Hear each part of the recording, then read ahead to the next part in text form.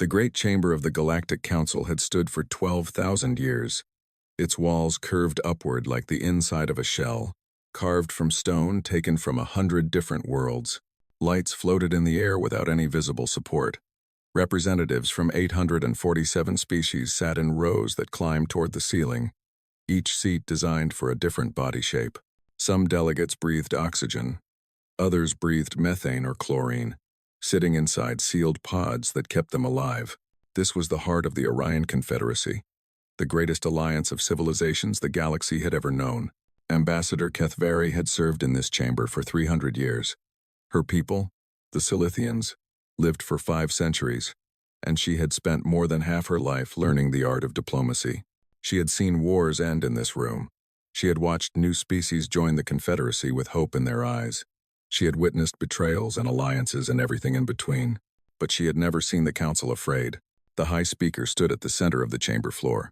His name was Torvax, and he belonged to a species called the Aurelians. They were tall and thin, with skin like gray paper and eyes that held no pupils. The Aurelians had founded the Confederacy long ago, and they still held great respect among the member species. The astronomers have confirmed their findings, Torvax said. His voice was calm, but Kethvari could see the tension in his shoulders. The anomaly is real. It is not a sensor error. It is not a natural phenomenon. The chamber erupted in noise. 800 species talking at once created a sound like a storm. Kethvari stayed silent.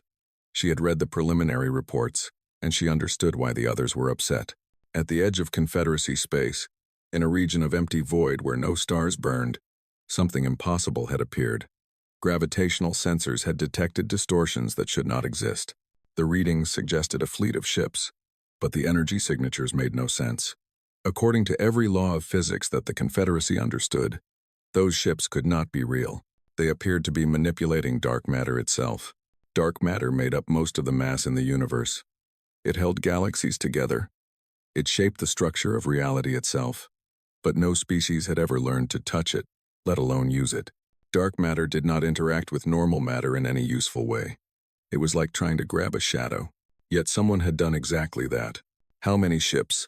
Demanded a harsh voice from the upper rows. Kethvari recognized the speaker. His name was Grethak, and he was the supreme commander of the Kreth Empire. The Kreth were large and powerful, with armored skin and 4 arms. They were one of the most militant species in the Confederacy, always pushing for larger military budgets and more aggressive expansion. Torvax consulted a floating display. 12, he said. 12? Grethak laughed, though there was no humor in the sound. You have called an emergency session over 12 ships? Each ship masses more than one of our largest dreadnoughts, Torvax replied quietly. Yet they appear to be half the size. The density is impossible. The construction is impossible. Everything about them is impossible. The chamber fell silent. Kethvari leaned forward in her seat. She understood now why the council was afraid. It was not the number of ships that mattered. It was what those ships represented. Someone out there had technology that made the Confederacy look like children playing with toys. Have they made any hostile moves? Asked another delegate. This one was Ven, a species that resembled floating clouds of gas contained in mechanical shells. The Ven were isolationists who preferred to avoid conflict whenever possible. No, Torvax said. In fact, they have broadcast a message. He touched the display, and a voice filled the chamber. It spoke in perfect Confederate standard, the common language used for diplomacy across all member species. We are humanity. We come in peace. We request formal contact. The silence stretched longer this time. Kethvari searched her memory for any reference to a species called humanity. She found nothing. In 3 centuries of diplomatic work, she had never heard the name. There is no record of this species in any database. Torvax confirmed. No first contact reports. No exploration surveys. No historical references. As far as our records show, they do not exist. Then where did they come from? Grethak demanded. We do not know. The arguments began immediately.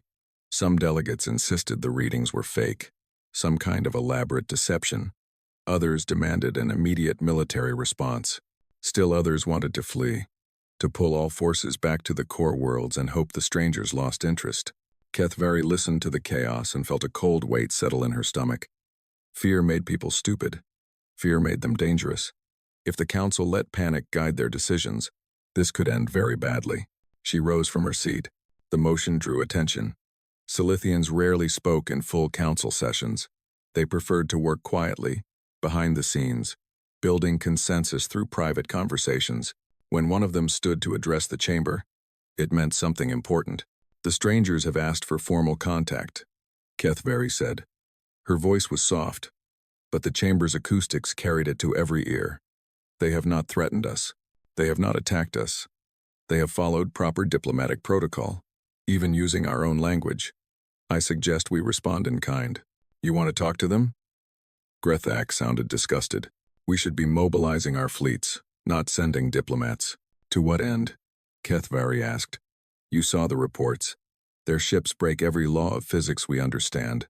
If they wanted to destroy us, they would not announce themselves first. They would simply attack. The fact that they are asking to talk suggests they want something other than war."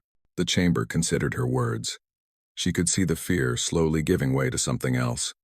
Not courage, exactly. More like curiosity. "I propose we send a diplomatic delegation," Kethvari continued, "escorted by a military force, for protection. We will meet these humans.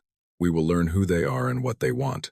And then, we will make informed decisions based on facts, not fear." The vote took 3 hours. The Kreeth opposed it, of course. They opposed anything that did not involve weapons. But enough species supported the proposal that it passed by a comfortable margin. Kethvari found herself appointed as the lead ambassador. She had expected this. It was her idea, after all.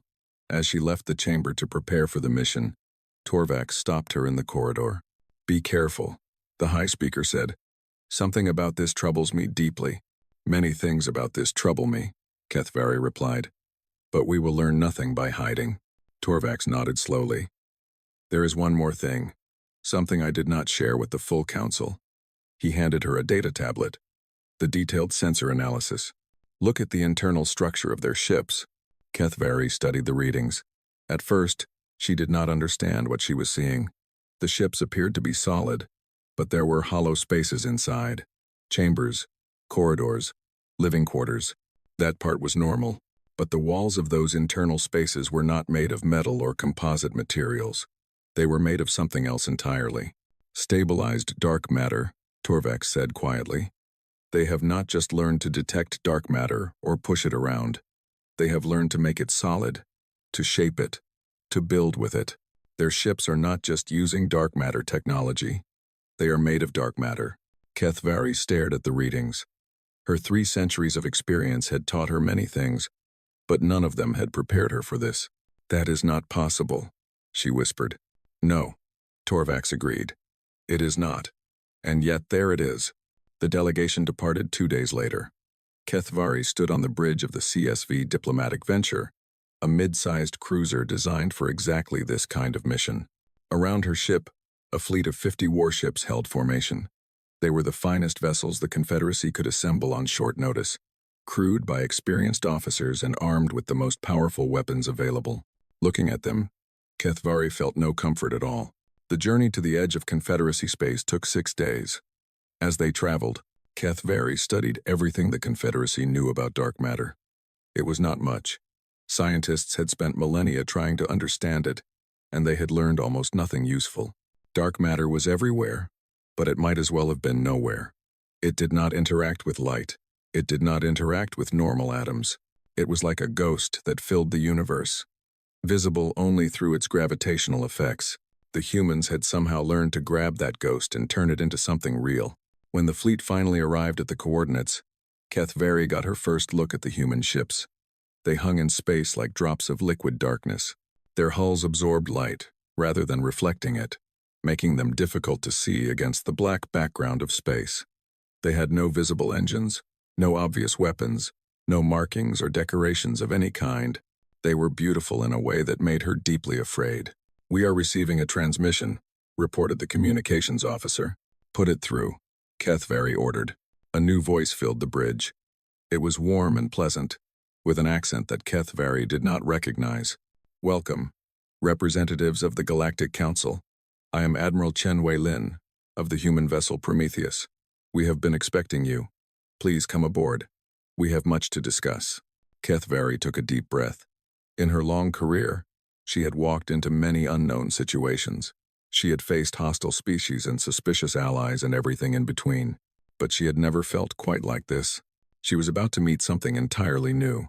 Something that had been hiding in the darkness between stars, watching and waiting, while the rest of the galaxy went about its business completely unaware.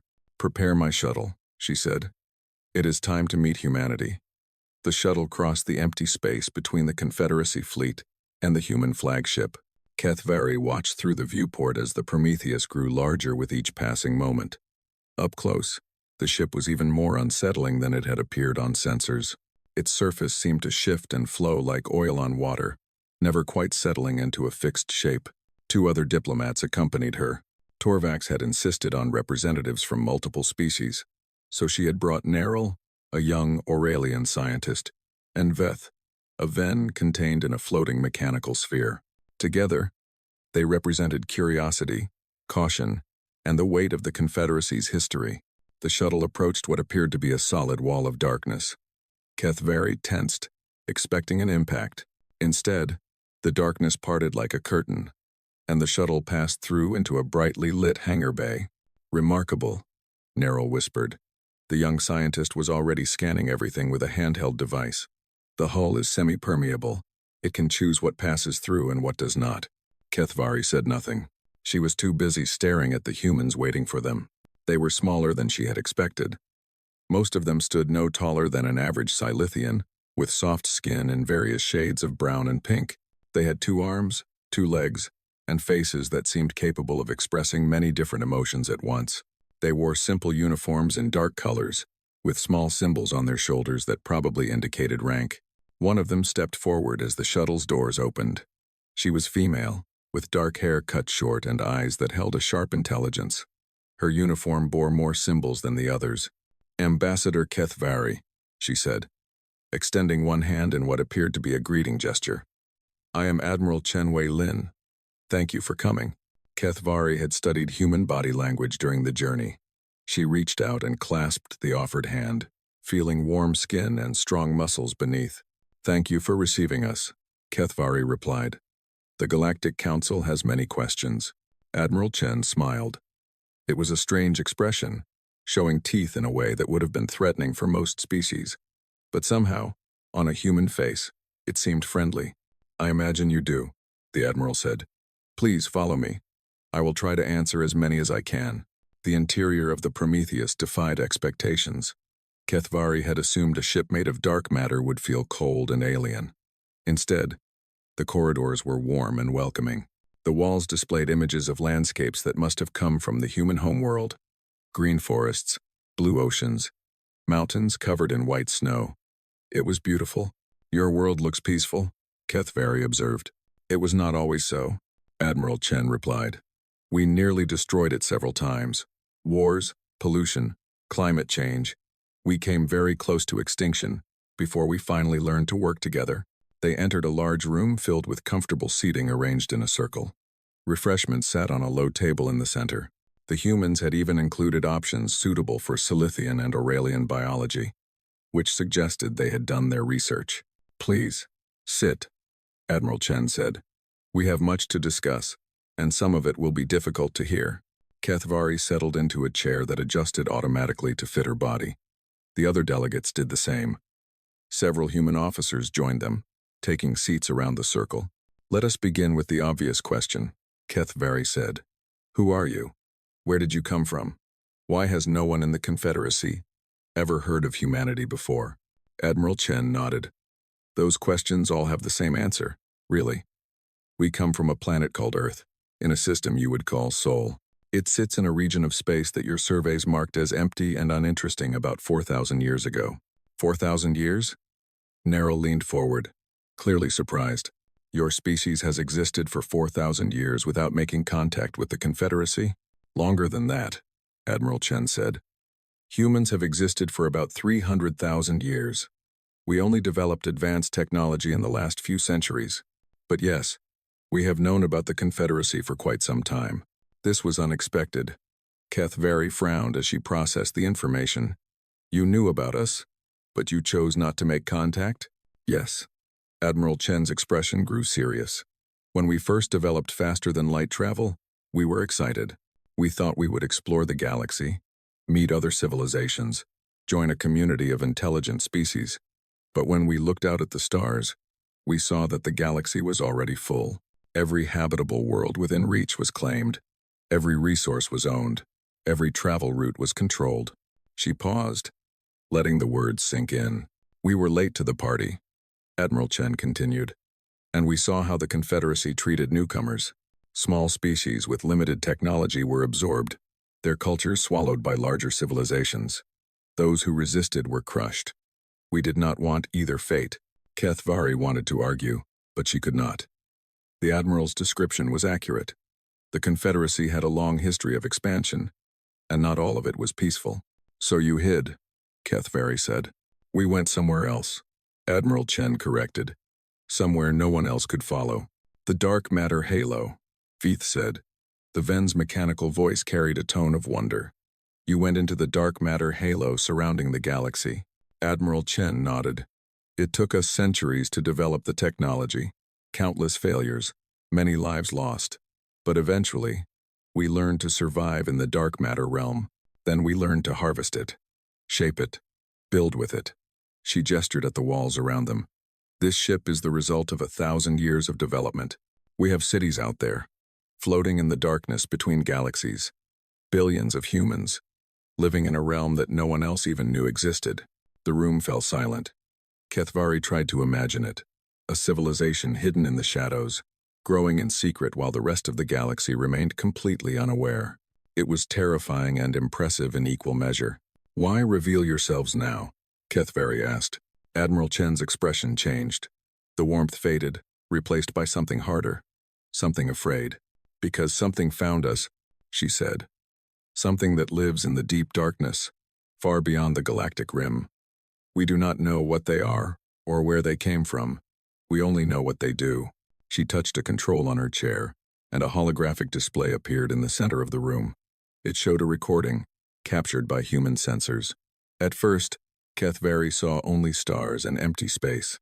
Then the darkness moved. It was not a ship. It was not a fleet. It was a wave of pure blackness that swept across the recording like a tide of ink. Where it passed, stars went out. Planets disappeared. Everything in its path simply ceased to exist. They destroyed our first colony in the halo, Admiral Chen said quietly. 3 million people, gone in seconds. We fought back with everything we had. It was not enough. The recording showed human ships engaging the darkness. Their weapons, powerful as they were, seemed to do little damage. The darkness just kept coming, swallowing everything it touched. We managed to slow them down, Admiral Chen continued. We bought ourselves time, but they are still coming, and they are not heading back into the void. She zoomed the display out, showing a map of the galaxy. A red line traced the projected path of the darkness. It led directly toward Confederacy space. Kethvari felt her blood run cold. She looked at the other delegates and saw the same horror reflected in their eyes. The Devourers, Neril whispered. The old legends. The stories from before recorded history. They are real. Admiral Chen nodded grimly. We found references in ancient ruins, scattered across the dark matter halo. Whatever these things are, they have destroyed civilizations before. Many civilizations. The species that built those ruins tried to warn others, but no one listened. Eventually, there was no one left to warn. How long do we have? Kethvari asked. At their current speed? Perhaps 1 year, maybe less. The room erupted in questions. How large was the threat? Could it be stopped? What weapons might work? Kethvari let the chaos wash over her while she gathered her thoughts. Finally, she raised a hand for silence. You came here to warn us, she said to Admiral Chen. But I suspect you came to offer more than a warning. The Admiral met her eyes. We will share our defensive technology with the Confederacy. Shields, sensors, evacuation systems. Everything we have developed to protect ourselves from the Devourers. We will help you build defenses around your worlds and prepare your people for what is coming. That is very generous, Kethvari said carefully. What do you want in return? Nothing. Kethvari blinked. In 3 centuries of diplomacy, she had never received an offer with no strings attached. We do not want your territory, Admiral Chen explained. We have more space than we could ever use. We do not want your resources. The dark matter halo provides everything we need. We do not want to join your confederacy or rule your species. We simply want to help. Why? Beth asked. Admiral Chen was quiet for a moment. When she spoke again, her voice was soft. We grew up alone, she said. For thousands of years, we looked at the stars and wondered if anyone else was out there. We dreamed of meeting other minds, other cultures, other ways of seeing the universe. When we finally reached space, we found that dream waiting for us. Hundreds of species, each one unique, each one precious. She looked around the room, meeting the eyes of each delegate in turn. We will not let that dream be destroyed, not by the devourers, not by anyone. The galaxy is too beautiful, too diverse, too full of potential to be wiped out by something that crawls through the darkness eating stars. Kethvari studied the human admiral. She had spent 3 centuries learning to read people, and she saw no deception in Chen's face, only determination and something that looked almost like love. There is something you are not telling us, Kethvari said. You offer defensive technology, but you have weapons too. I saw them in the recording. Why not share those as well? Admiral Chen's expression flickered. We will share weapons only as a last resort, she said. They are too dangerous. The technology behind them could be misused in ways you cannot imagine. We learned that lesson, the hard way. What lesson? The Admiral did not answer for a long moment. When she finally spoke, her voice was heavy with old pain. We learned what we are capable of, she said. What happens when our fear and our rage combine with unlimited power? We nearly destroyed ourselves discovering that truth. We will not give others the chance to make the same mistake. Kethvari nodded slowly. She understood now. The humans were not withholding weapons to maintain power over the Confederacy. They were trying to protect the galaxy from itself. Take your warning to the Council, Admiral Chen said. Show them what is coming. Let them make their own decisions. We will be here, waiting to help. All we ask is that they listen. Kethvari stood. The other delegates followed. As they walked back toward the hangar bay, she turned to look at Admiral Chen one last time. I have one more question, Kethvari said. Those weapons you will not share. In your recording, they barely slowed the Devourers. If they attack the Confederacy directly, can you stop them? Admiral Chen smiled that strange human smile again. But this time, it did not look friendly. It looked like something a predator might wear before it struck. What you saw in that recording was one human colony defending itself with limited resources, she said. What you have not seen is our full fleet, what we can do when we are not holding back. She met Kethvari's eyes, and the ambassador saw something ancient and dangerous looking back at her. The Devourers made a mistake when they attacked us, Admiral Chen said quietly. They woke something that should have stayed asleep. Yes, Ambassador. We can stop them. The question is whether we can do it without destroying half the galaxy in the process. Kethvari said nothing more as she boarded the shuttle. She had come seeking answers and found more questions instead. But one thing was now certain. Humanity was not what they appeared to be. And when the Devourers finally arrived, the galaxy would discover just how much had been hidden in the darkness all along. The Galactic Council chamber had never been so loud. Kethvari stood at the center of the floor, surrounded by a storm of voices. 847 species shouted over each other, their fear and anger filling the ancient hall like poison. She had presented her report 3 hours ago. Every detail, every recording, every word that Admiral Chen had spoken. The evidence was overwhelming. The threat was real, and the council was falling apart. Lies. Grethak slammed his 4 fists against his podium. The Kreeth Supreme Commander had been screaming for the past hour. Human lies. They show us fake recordings and expect us to beg for their protection. This is a manipulation, nothing more. The recordings have been verified by our best scientists, Torvax replied calmly. The data is genuine. The threat is real. Then we should take their technology by force, Grethak declared. They have 12 ships. We have millions.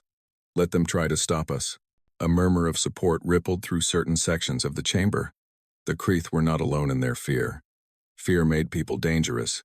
Fear made them stupid. Keith Vary had seen it many times before.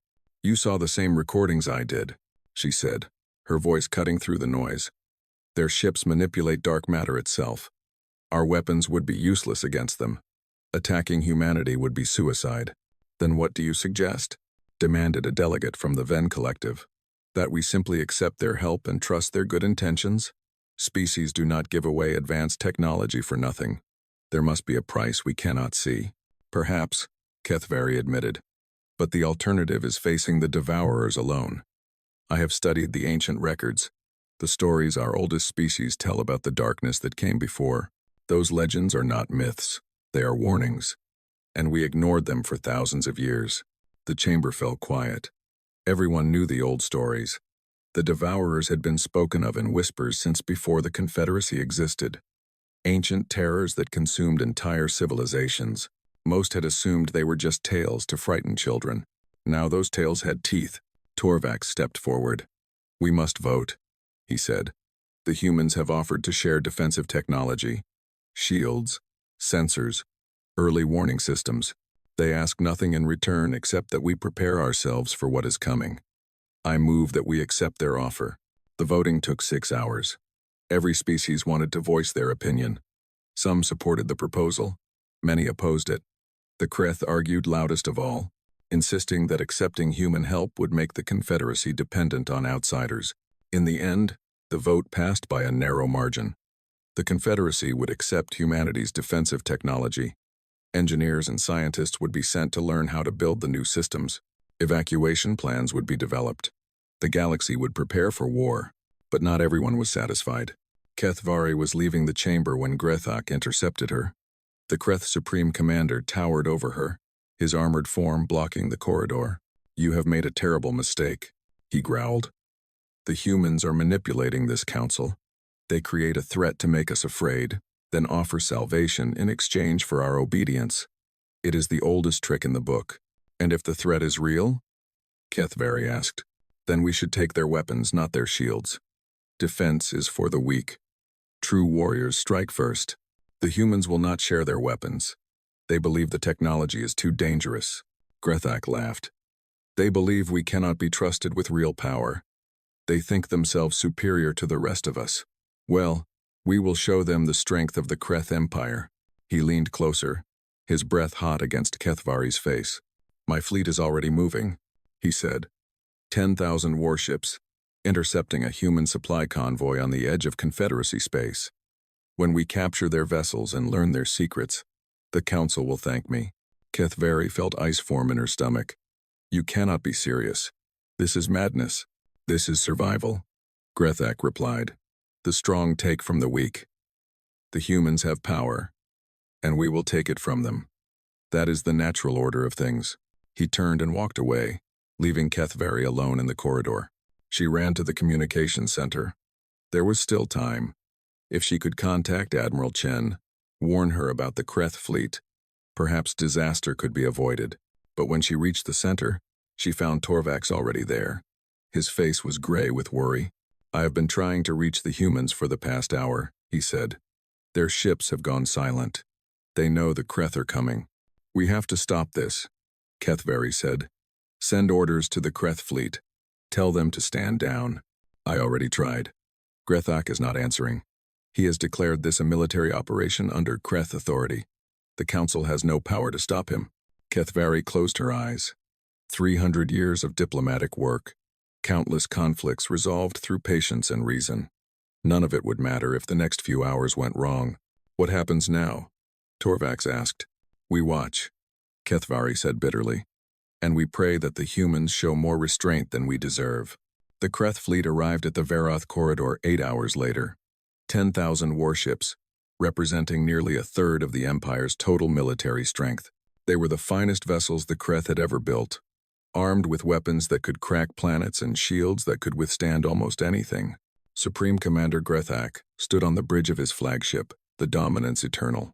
He watched the human ships appear on his sensors and felt nothing but contempt. 12 tiny vessels against his armada. This would be easy. "Open a channel," he ordered. A human face appeared on his view screen. Not Admiral Chen this time, but a younger officer. Male, with pale skin and calm eyes. Kreth Fleet, the human said. You are approaching ships under the protection of the human collective. Please state your intentions. My intentions are simple. Grethak replied.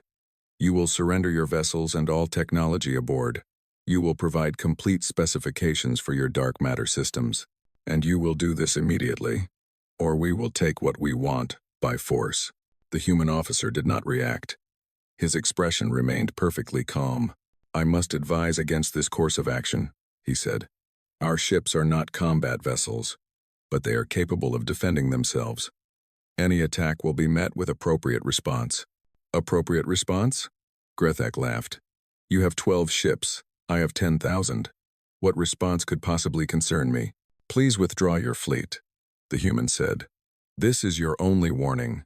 Grethak cut the channel. He turned to his weapons officer with a predator's smile. Destroy them. 10,000 Kreeth warships opened fire simultaneously. Energy beams and missile swarms converged on the human vessels from every direction. The firepower was overwhelming. Enough to crack moons. Enough to burn worlds. The human ships did not move. The weapons struck their hulls and simply vanished. The energy beams passed through the dark matter as if it was not there. The missiles phased through the ships and exploded uselessly in empty space. What? Grethak stared at his tactical display. How is this possible? Their hulls are shifting, his sensor officer reported, voice tight with fear. They are partially phasing out of normal space. Our weapons cannot touch them. Before Grethak could respond, the human ships fired back. It was not like any weapon fire he had ever seen. Dark beams of absolute blackness lanced out from the human vessels. Where they touched Kreth ships, those ships simply ceased to exist. No explosion, no debris. The beams unraveled the atomic bonds that held matter together, reducing warships to nothing in the space between heartbeats. In 47 seconds, 3,000 Kreeth ships vanished. Retreat, Grethak screamed. All ships, retreat. But the human weapons had already stopped. The dark beams faded. The 12 human ships hung motionless in space, surrounded by the debris of Kreth destruction. A transmission came through. The same young human officer, still perfectly calm. This engagement is over, he said. You attacked us without provocation. We responded with minimum necessary force. 3,000 of your ships have been destroyed. 7,000 remain. Grethak could not speak. His mind refused to accept what had just happened. Leave, the human continued. Return to your empire. Tell your leaders what you witnessed here today. Tell them that we showed you mercy. We could have destroyed every single ship in your fleet. We chose not to. Remember that choice when you decide what happens next. The transmission ended. The surviving Kreth fleet fled. There was no other word for it. 10,000 of the Empire's finest warriors, running from 12 ships that had barely moved. Grethak remained on his bridge, staring at empty space where 3,000 ships had been moments before. Warriors he had known, soldiers who had served under him for decades. Gone, erased from existence as if they had never lived. The humans had not been fighting a battle, he realized. They had been teaching a lesson. And the lesson was terrifying. They could have killed us all. Every single one of us. And they stopped. Why did they stop? The recordings of the battle spread across the Confederacy within hours. Every species with access to a communications network watched the same footage. 10,000 ships reduced to 7,000 in less than a minute. Dark matter weapons that erased matter from existence. And then, mercy. The Galactic Council convened an emergency session for the second time in a week. This time, no one argued. No one shouted. No one demanded military action or dismissed human technology as fake. They simply watched the recording, over and over, trying to understand what they had seen. Kethvari stood at the center of the chamber floor. Her voice was heavy with exhaustion and something that might have been grief. The humans could have destroyed the entire Kreth fleet, she said. They had the power. They had the justification. The Kreth attacked first. By any reasonable standard of warfare, the humans would have been right to annihilate them. She paused, letting the words sink in. But they did not. They stopped. They showed mercy to enemies who had shown none. And then they told us to remember that mercy. The chamber was silent. I do not understand these humans. Kethvari admitted. Their technology makes them gods compared to us. They could conquer the entire Confederacy without breaking a sweat. Instead, they offer us protection. They share their defensive systems freely. And when we attack them, they respond with restraint. She looked around the chamber, meeting the eyes of delegates from 100 different species. Perhaps they are manipulating us. Perhaps there is some hidden agenda we cannot see. But I have met their admiral. I have looked into her eyes, and I saw something there that I did not expect. What? Torvax asked. Loneliness, Kethvari said. They spent thousands of years alone in the darkness, watching us from afar. They could have remained hidden forever. Instead, they chose to reveal themselves when they saw danger approaching. They chose to help. She straightened her shoulders. The Devourers are coming. That threat is real. And the only force in this galaxy capable of stopping them just showed us what mercy looks like. We can choose to be worthy of that mercy, or we can repeat the mistakes of the Krith and learn what happens when human patience runs out. The vote was unanimous. The Confederacy would accept full cooperation with humanity. Defensive technology would be shared openly. Joint training programs would be established. The galaxy would prepare for the coming storm. And somewhere in the darkness between stars, humanity's true fleet began to gather. They had shown the Confederacy what mercy looked like. Soon, they would show the Devourers what happened when mercy was not an option. 3 months passed. The longest 3 months in the history of the Galactic Council. Human engineers worked alongside Confederacy scientists at 1,000 different locations. Shield generators rose around populated worlds. Early warning stations spread across the borders of known space. Evacuation routes were planned and practiced. Billions of beings learned to recognize the signs of Devourer approach and what to do when the alarm sounded. Kethvari spent those months traveling from world to world, helping coordinate the defensive preparations. She saw fear in the eyes of every species she encountered, but she also saw something else. Hope, the kind of hope that comes when someone offers a hand in the darkness. The humans had changed everything. They were everywhere now, not as conquerors or rulers, but as teachers and helpers. Human engineers showed Confederacy workers how to build dark matter shields. Human doctors shared medical techniques that could save millions of lives. Human scientists explained concepts that would have taken the Confederacy centuries to discover on their own. And through it all, they asked for nothing in return. Kethvari found herself thinking about that often. In 300 years of diplomacy, she had never seen anything like it. Every species she had ever encountered wanted something. Power, territory, resources, respect. The idea of giving freely, expecting nothing back, was almost impossible to understand. She asked Admiral Chen about it during one of their regular communications. Why do you help us? Kethvari said. Truly, what do you gain from all of this? Chen was quiet for a moment. She was on the bridge of the Prometheus, surrounded by holographic displays showing the defensive preparations across the galaxy. Do you know what loneliness feels like? The Admiral asked.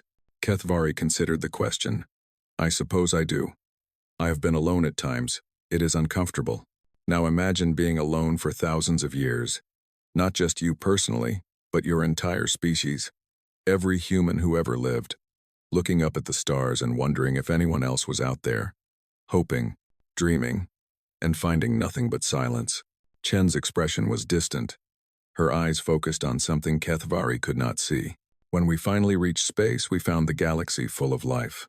Hundreds of species, each one unique. Languages and cultures and ways of thinking that we could never have imagined. It was everything we had ever hoped for. The answer to every prayer we had ever whispered to empty skies. She met Kethvari's eyes through the holographic display. We help because you exist, Chen said simply. Because after all those years of loneliness, we finally found what we were looking for. And we will not let anything destroy it. Not the Devourers. Not our own fear. Nothing. Kethvari had no response to that.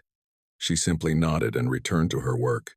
The warning came on a cold morning, 3 months and 17 days after the Kreth incident.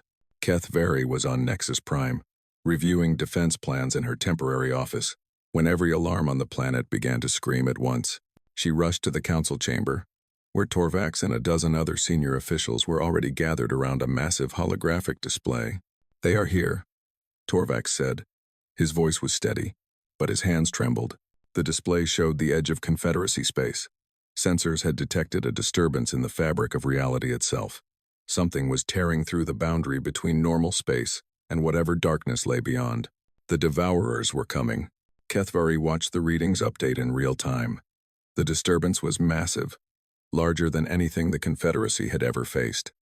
Energy readings off the scale, mass calculations that made no sense. It was like watching a hole open in the universe. "Contact Admiral Chen," she ordered. The human admiral appeared on the display within seconds. Behind her, the bridge of the Prometheus was a hive of activity. "We see it," Chen said before anyone could speak. "The Devourers have arrived, earlier than we expected. What do we do?" Torvax asked. "You activate your shields and follow your evacuation protocols. Move everyone possible away from the border regions. The defensive stations will buy you time." "And you?" Chen smiled, that predator's smile that Kethvari had seen once before. "We do what we came here to do." The holographic display shifted, showing a different view of space. Kethvari's breath caught in her throat. Ships were emerging from the dark matter halo. Not 12 ships. Not 100.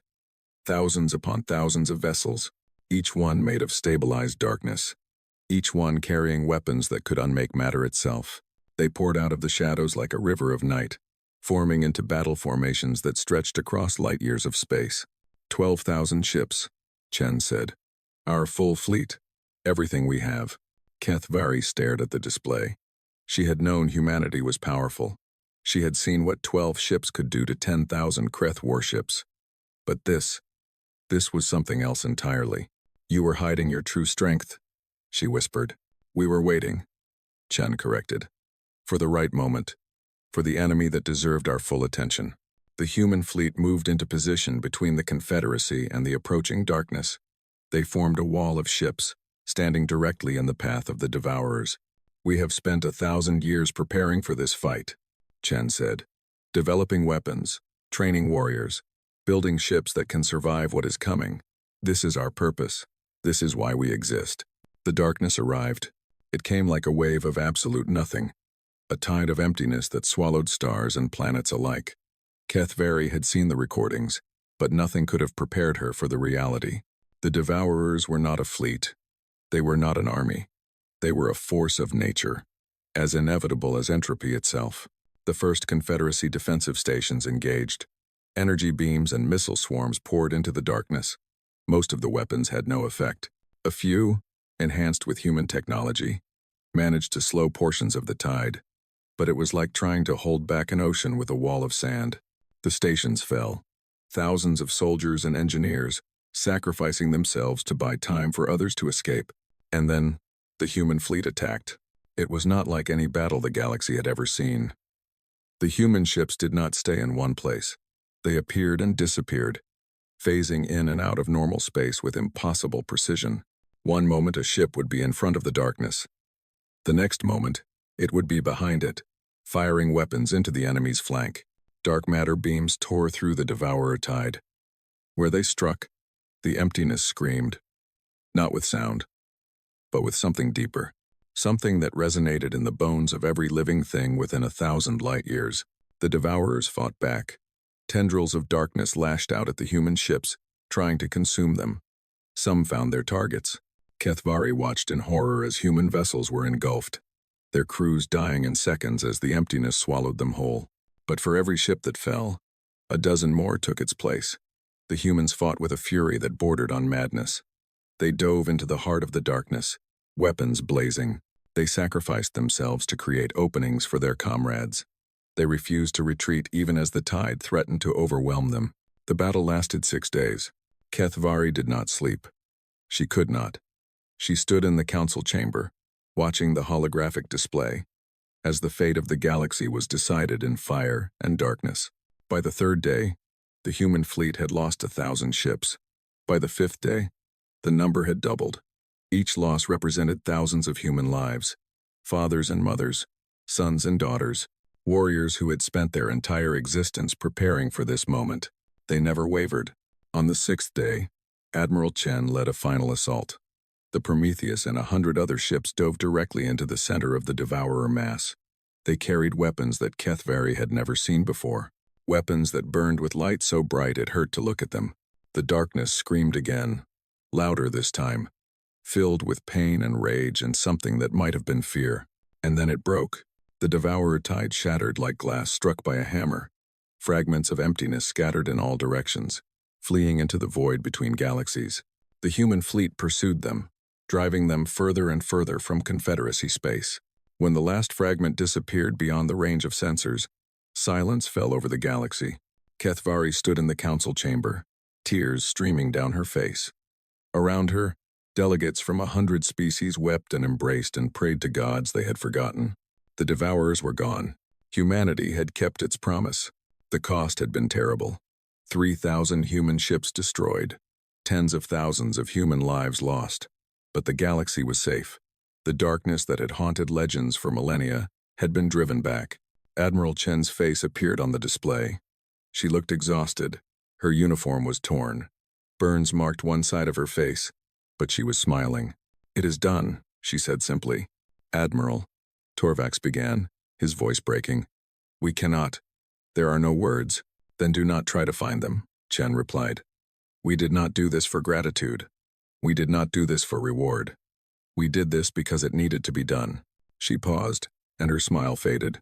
"But there is something we would ask of you, now that the battle is over." Kethvari straightened. "Here it comes," she thought. "The price we knew must exist. We have transmitted coordinates to your communications network," Chen continued. "Locations of dark matter forges, shield generators, early warning stations. Infrastructure we built in secret across Confederacy space over the past several months. We did not ask permission. We did not have time." The display updated, showing thousands of installations scattered across the galaxy. Defenses that would protect Confederacy worlds for generations to come. "These are our gift to you," Chen said. "Use them wisely. Build upon them. Improve them. Make yourselves strong enough that you never need us again." Kethvari felt something shift in her chest. Not suspicion this time. Something warmer. "And what do you ask in return?" she managed. Admiral Chen's smile returned. Gentle this time, almost shy. "A small thing," she said.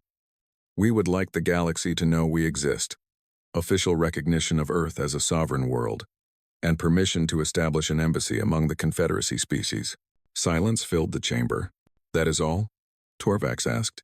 "After everything you have done, you want only recognition?" "We have been alone for a very long time," Chen said.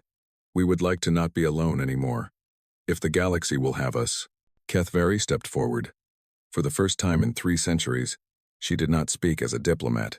She spoke as a person, as someone who had watched impossible things and witnessed impossible courage and learned that sometimes the universe was better than it had any right to be.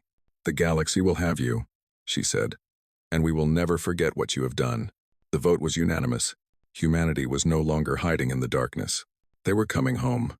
1 year had passed since the Battle of the Rim, as it came to be known. 1 year since the Devourers had been driven from Confederacy space. 1 year since humanity had stepped out of the shadows and into the light of galactic civilization. The changes had been remarkable. Human embassies now stood on 1,000 worlds. Not grand palaces or imposing fortresses, but simple buildings designed to welcome visitors. Inside, human diplomats and cultural experts worked alongside representatives from hundreds of species, building bridges that should have been built centuries ago. Human technology had transformed the galaxy. The dark matter shields protected populated worlds from cosmic disasters and enemy attacks alike.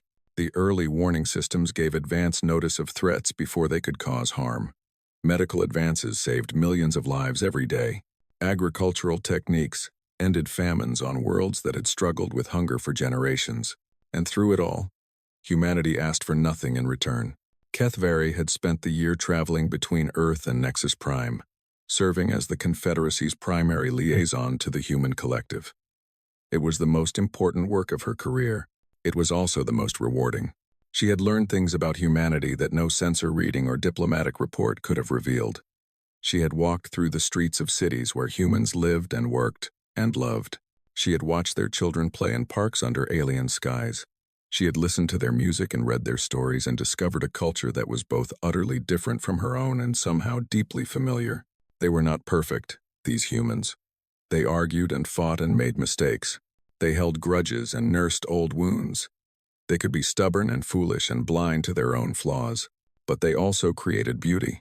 They sacrificed for strangers. They dreamed of futures better than their past. And when the darkness came, they stood against it with everything they had. HFY had come to love them, not as subjects to be studied or allies to be managed, as family. On the anniversary of the Battle of the Rim, she returned to Earth for a ceremony.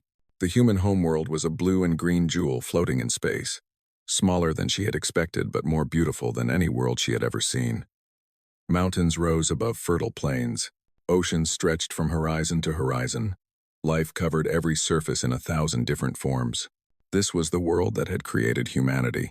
The death world, the humans called it.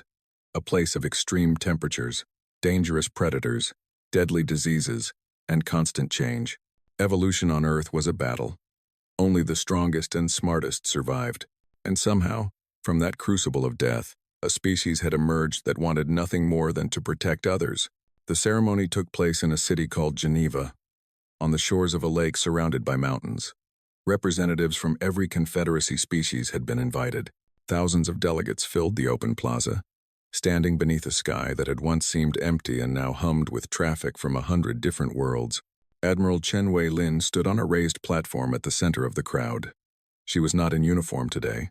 Instead, she wore simple civilian clothes, like any ordinary human.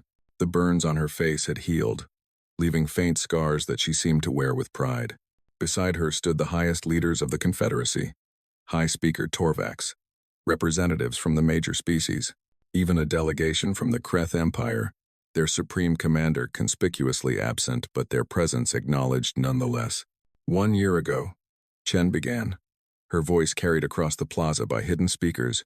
We fought a battle that had been 1,000 years in the making. We lost friends. We lost family. We lost parts of ourselves that we will never get back. She paused, looking out over the crowd of alien faces. But we also gained something. We gained what we had been searching for since the first human looked up at the stars and wondered what was out there. We found you. HFY felt her eyes grow wet. Around her, delegates from species she had known for centuries stood in silent attention. The moment felt sacred somehow, like a prayer being answered after eons of waiting. The devourers are gone, Chen continued, driven into the darkness between galaxies, where they will trouble no one for a very long time. The defenses we built together will protect your worlds. The knowledge we shared will help you grow stronger. The galaxy is safer today than it has been in recorded history. She smiled that warm, gentle smile that HFY had come to know so well. And we are no longer alone. Applause erupted from the crowd, clapping and clicking and vibrating, and however else the various species expressed approval. The sound washed over the plaza like a wave, carrying with it all the hope and gratitude that words could not express. When the noise finally faded, Chen raised her hand. But I did not invite you here just to celebrate the past. I invited you here to talk about the future. The crowd fell silent. For too long, the galaxy has been divided. Species competing against species. Empires rising and falling. Wars fought over resources and territory and pride. The Confederacy brought order, but it was always fragile. Always threatened by those who saw power as something to be seized rather than shared. Chen looked directly at the Kreth delegation. They shifted uncomfortably but did not look away. Humanity could have been one of those predators, she said. We had the power. We had the technology. We could have conquered the galaxy and ruled it with an iron fist. There were those among us who wanted exactly that. She shook her head slowly. But that is not who we chose to be. When we looked at the stars, we did not see resources to be exploited. We saw beauty. We saw diversity. We saw a universe full of minds and cultures and ways of being that were different from our own. And we decided that protecting that diversity was more important than any power we might gain by destroying it. HFY thought about the recordings she had seen. The Kreth fleet shattered in 47 seconds. The Devourers broken by weapons that could unmake matter itself. Humanity had the power to destroy anything in the galaxy, and they had chosen mercy instead. I propose a new alliance, Chen said. Not a replacement for the Confederacy, but an addition to it. A partnership between humanity and all species who share our vision. A commitment to protect the weak, to defend the innocent, to stand against any force that threatens the diversity of life in this galaxy. She spread her arms wide, as if trying to embrace the entire crowd. We will share everything we have, our technology, our knowledge, our strength, not as masters giving gifts to servants, but as equals working toward a common goal. Any species that joins this alliance will have access to everything humanity can offer. The only price is a promise. What promise? Torvax asked. Chen met his eyes. A promise to use what we give you wisely, to protect rather than conquer, to show mercy to enemies who deserve none, to be better than fear and hate would make you, to remember that power is not a right, it is a responsibility. The plaza was silent. Kethvari could feel the weight of the moment pressing down on everyone present. This was not just a diplomatic proposal. This was a vision for what the galaxy could become. Torvax stepped forward. His voice rang clear across the crowd. The Aurelian Congress accepts. We have served as guardians of the Confederacy for 12,000 years. We will continue that duty as part of this new alliance. One by one, other species followed. The Ven Collective, the Silithians, dozens of others, large and small, powerful and weak. Each voice added to a chorus that grew stronger with every word. Even the Kreth delegation spoke at last. Their representative was young, barely old enough to serve in such a role. His voice trembled, but his words were clear. The Kreth Empire has learned a hard lesson this past year. We attacked humanity out of fear and pride, and we were shown mercy we did not deserve. That mercy taught us something our ancestors never understood. He bowed his head. Strength without wisdom is nothing but destruction. The Kreth will join this alliance. We will learn to be better than we were. When the last voice fell silent, Chen smiled. Tears glistened in her eyes. Then it is done, she said. The Galactic Alliance is born. The celebration lasted for days. Music from 100 worlds filled the air. Food from 1,000 cultures was shared freely. Species that had been enemies for centuries stood together, drinking and laughing and discovering that they had more in common than they had ever imagined. Kethvari found Admiral Chen late on the third night, standing alone on a balcony overlooking the lake. The human woman was staring up at the stars, her expression distant. You should be celebrating, Kethvari said, stepping up beside her. Chen shrugged. I have never been much good at parties. They stood in comfortable silence for a moment. The stars above were beautiful, unchanged by the momentous events that had taken place beneath them. Do you think it will last? Kethvari asked. This alliance, this dream of a better galaxy, do you think we can really change the way things have always been? Chen was quiet for a long time. I do not know, she admitted. The universe is vast and full of dangers. There will be new threats, new challenges, new reasons for fear and hate to tear us apart. She turned to look at Kethvari, and her eyes held something fierce and gentle at the same time. But I know this. For 1,000 years, humanity hid in the darkness, watching and waiting. We could have stayed there forever, safe, alone, but we chose to step into the light instead. We chose to believe that connection was worth more than safety, that love was stronger than fear, that the dream of a galaxy united in peace was worth fighting for. She looked back up at the stars. Maybe that dream will fail. Maybe we will be proven wrong, but I would rather fail trying to build something beautiful than succeed at building nothing at all. Kethvari followed her gaze upward. The stars stretched on forever, countless points of light scattered across an infinite darkness. Somewhere out there, other species were looking up at those same stars, wondering about the future. The children are looking at the sky, Kethvari said softly. What? On my homeworld. On 100 worlds. Children are looking up at the stars right now, knowing that humanity is out there, knowing that somewhere in the darkness, there are people who will protect them, who will fight for them, who will show mercy even to enemies. She smiled. You have given them something that cannot be measured. Something beyond technology or defense. You have given them hope. Chen was silent for a long moment. When she spoke again, her voice was rough. We spent so long alone, she whispered, looking up at empty skies, hoping for something, anything, to tell us we mattered, that we were not just accidents of evolution on a small rock orbiting an ordinary star. She reached out and took Kethvari's hand. The touch was warm, human. Now we have our answer. We matter because we choose to matter. We are important because we make ourselves important, not through conquest or domination, but through connection, through protection, through love. On the horizon, the first light of dawn began to paint the sky. A new day was beginning on Earth. A new day for the galaxy. Somewhere far above, a human ship drifted among the stars, keeping watch over a civilization that was finally learning to reach for something better. And on 1,000 different worlds, children who had once feared the darkness now slept peacefully, dreaming of futures that seemed possible for the first time in history. Humanity had come home, and they had brought hope with them.